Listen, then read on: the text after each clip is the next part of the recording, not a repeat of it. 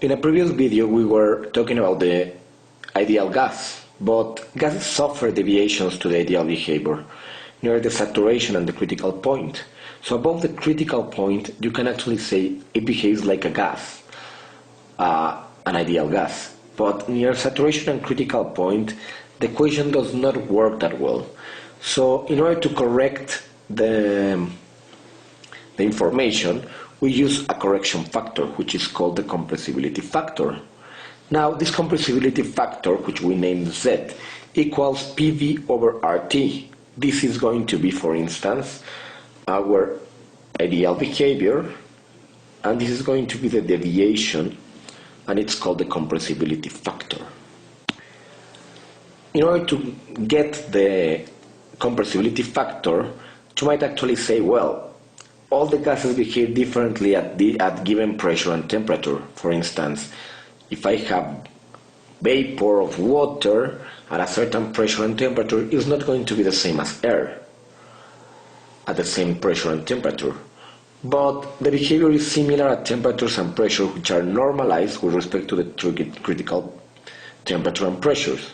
So for instance, if I get that temperature divided over the critical temperature, I get that pressure divided over the critical pressure, then something magic happens, because everything has been normalized with respect to the critical pressure and temperature and the critical temperature, and that is the principle of corresponding states, which means, once again, normalizing pressure and temperature with respect to the critical.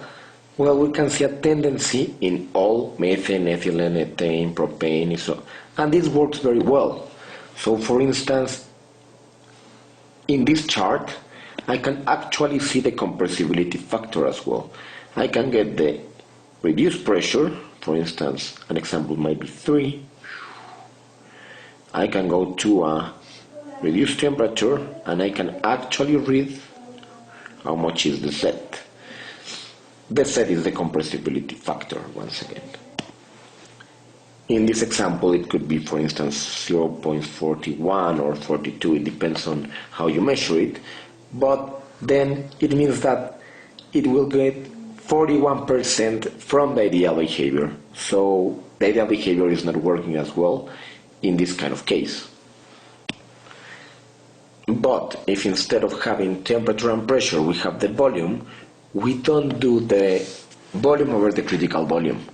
We do the volume over RT critical over pressure critical. That's called a pseudo-reduced specific volume. It has nothing to do with the critical volume, but, well, rather with the critical temperature and the critical pressure. So, for instance, in order to get the compressibility factor, well, I mean, if we know pressure, volume, R and T, well, we can actually get the compressibility factor. It's going to be 1 for ideal gases. But if not, we have to get, for instance, the reduced pressure, which is the pressure over the critical pressure, the reduced temperature, which is the temperature over the critical temperature, and this has always to be absolute units. Or if we want the pseudo-reduced volume, it's going to be equal to the volume over R critical temperature over critical pressure. And then we can go to a chart and look for the actual value of Z, which is the compressibility factor. This will work, once again, when we're going outside the ideal behavior.